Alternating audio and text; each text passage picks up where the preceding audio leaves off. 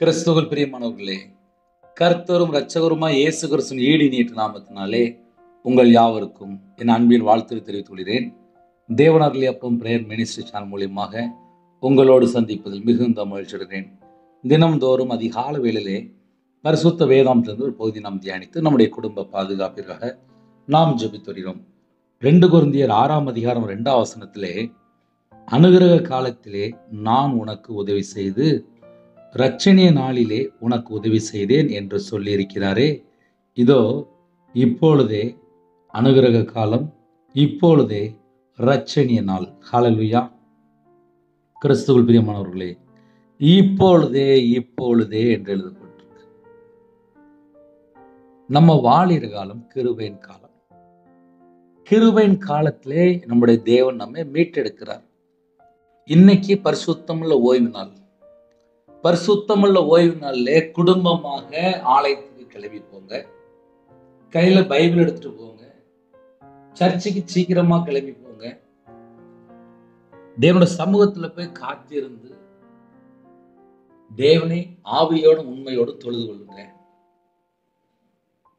கர்த்தருடைய பிள்ளைகள் பயத்தோடு கர்த்தரை சேவியுங்கள். ஆலயத்துக்குள்ள நாட்டப்பட்ட பிள்ளைகளா இருக்கும்போது நம்ம குடும்பம் ஆசீர்வாதம், மிகுந்த கிருபை. யாரெல்லாம் நீங்க ஆலயத்துல போறீங்களோ மிகுந்த கிருபை. கிருபையின் காலத்திலே எத்தனையோ குடும்பத்திலே தேவனை ஆவியோடு உண்மையோடு தொழுது கொள்றாங்க. இன்னொரு பக்கம் எத்தனையோ கோடி ஜனங்கள் கர்த்தரை அறியாமல் அழிந்து கொண்டிருக்கிறாங்க. எல்லாரும் ரட்சிக்கப்படணுமா? அது தேவ சித்தம்.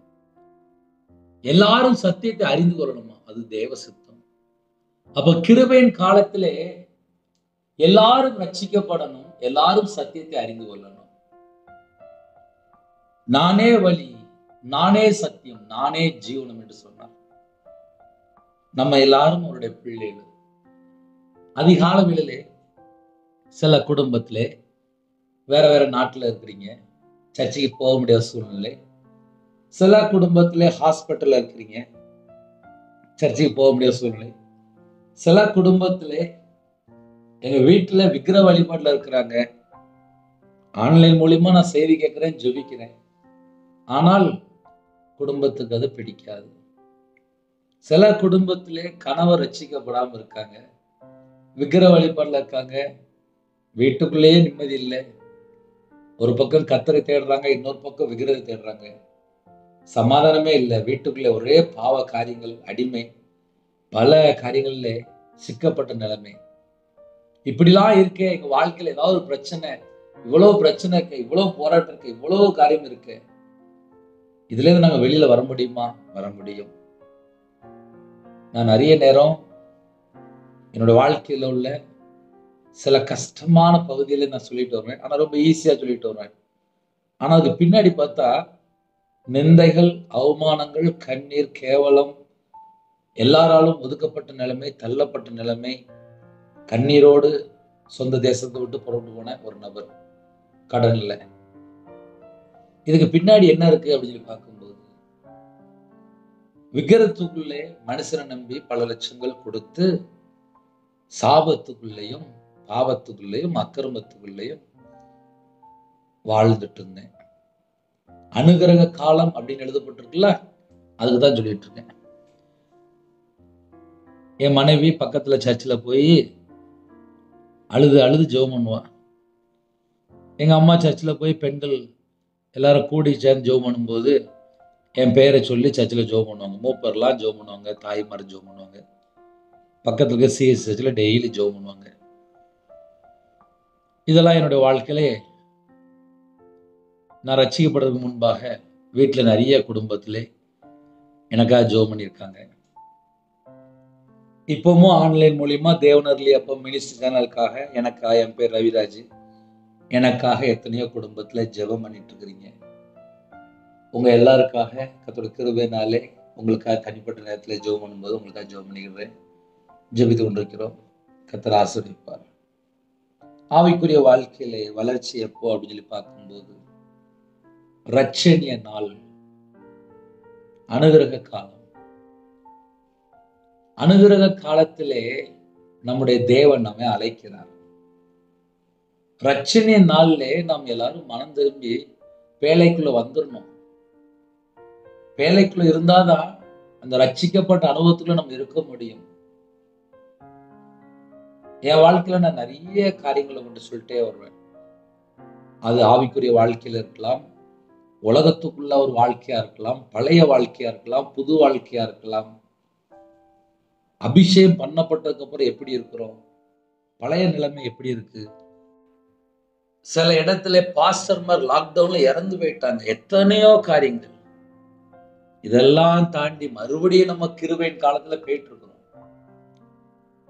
சில தேசத்துக்குள்ள யுத்தம் நடக்கு, சில தேசத்துக்குள்ள பஞ்சம் இருக்கு, சில தேசத்துல கொள்ளை நோய், என்ன வைரஸ் எங்க வருது, என்ன நடக்கு ஒன்னும் தெரிய மாட்டேங்குது. இப்படிப்பட்ட காலத்துலதான் இருக்கிறோம். வாலிப பிள்ளைகள் செல்போன் பின்னாடி போயிட்டு இருக்கு, வாலிப பையங்க செல்போன் பின்னாடி போயிட்டு இருக்கிறாங்க. இதுதான் கடைசி காலம். இந்த கடைசி காலத்திலே எத்தனையோ கோடி ஜனங்கள் செல்போன்ல மூழ்கி போயிருக்கிறாங்க. நான் சில நேரத்தில் சர்ச்சுக்குள்ள போகும்போது பார்ப்பேன், பாஸ்டர் கையில பைபிள் இருக்கா அப்படின்னு சொல்லி பார்ப்பேன்.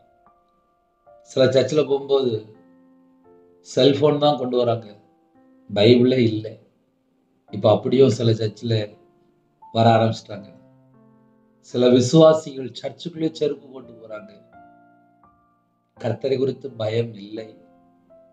அனுகிரக காலத்திலே நான் உனக்கு செவி கொடுத்து என்று எழுதப்பட்டிருக்கு.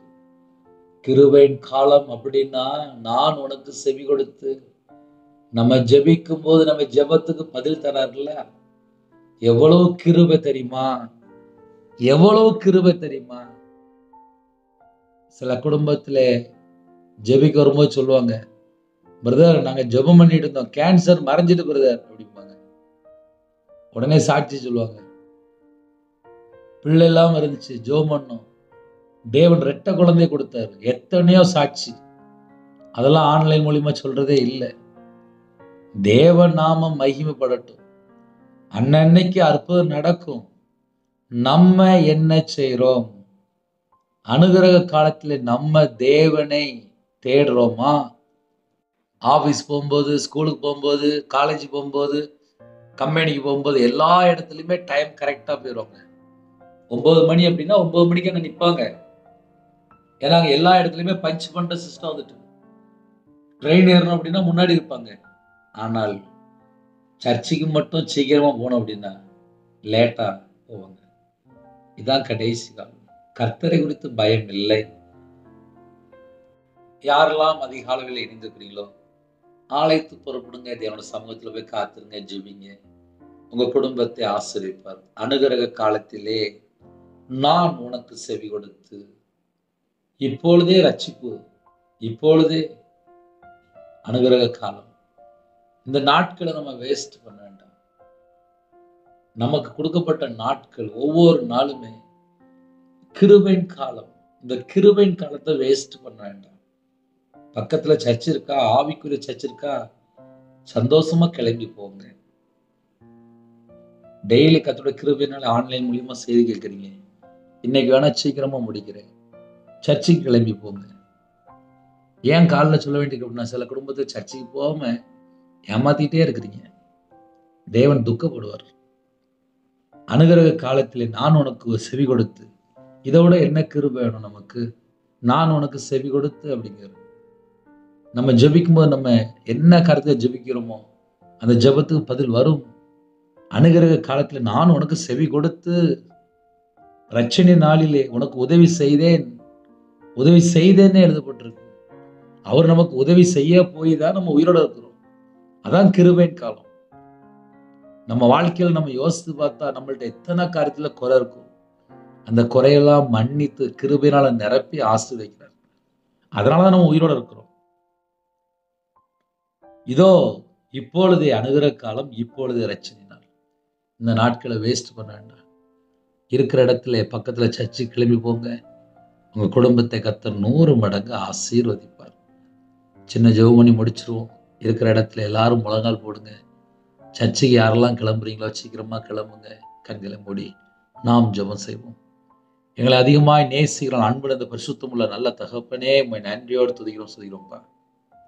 பரிசுத்தமுள்ள ஓய்வு நாளிலே ஆலயத்து புறப்பட எங்களுக்கு கிருபை தாங்கப்பா. யாரெல்லாம் ஆலயத்து போக முடியாத சூழ்நிலை இருக்கோ அந்த குடும்பத்தை கத்த சந்திங்க. ஜெபிக்கிற எல்லா குடும்பத்தையும் கத்த சந்திங்க. இந்த நாளிலும் என்ன சூழ்நிலை இருக்காங்களோ எல்லாவற்றையும் கத்தர் மாற்றி உங்க பிள்ளைகளை ஆசிரிங்க.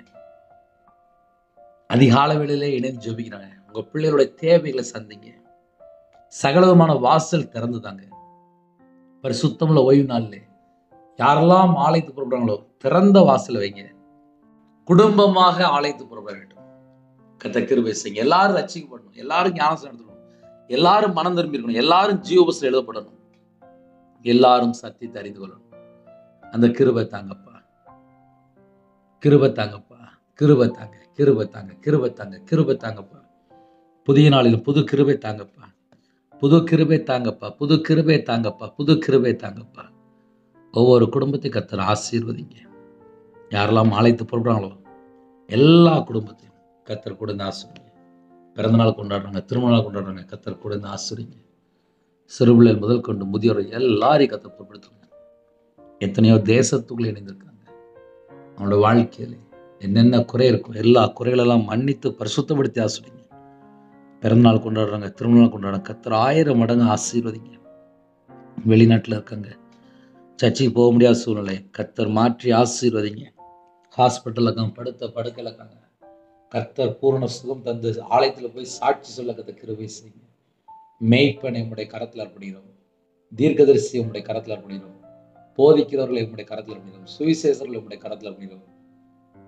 இன்னுமாக யாரெல்லாம் இணைந்திருக்காங்களோ எல்லாரையும் உம்முடைய கரத்தில் அர்ப்பணிக்கிறோம். அப்போஸ்தலரை அப்பா உம்முடைய கரத்தில் அர்ப்பணிக்கிறோம். சகோதரர் சகோதரிகளை அப்பா உம்முடைய கரத்தில் அர்ப்பணிக்கிறோம். பரிசுத்தவான்கள் எல்லாரையும் உம்முடைய கரத்தில் அர்ப்பணிக்கிறோம். எல்லா இடத்துலையுமே சர்ச்சு கட்டப்படணும்ப்பா.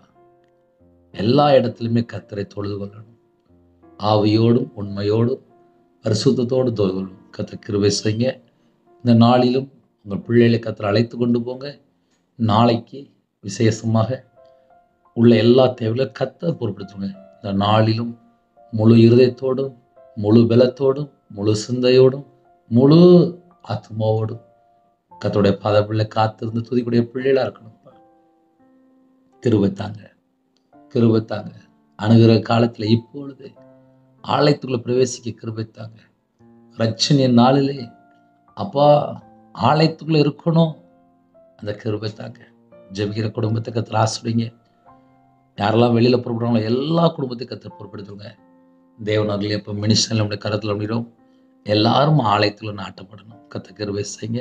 எல்லாரும் ரட்சிக்கப்பட்டணும், எல்லாரும் ஞானஸ்தானம் எடுத்துக்கணும். கர்த்தர் கிருபை செய்யுங்க. எல்லாரும் அபிஷேகங்களை பெற்றுக்கொள்ளணும். எல்லாரும் வேதத்தை தியானிக்கிற பிள்ளைகளா இருக்கணும். கர்த்தர் கிருபை செய்யுங்க. இந்த நாளிலும் ஜெபிக்கிற குடும்பத்தை உங்களோட இரத்த கொட்டைகளை வேலை அடைத்து மூடி மறைத்து கர்த்தர் பாதுகாத்துங்க.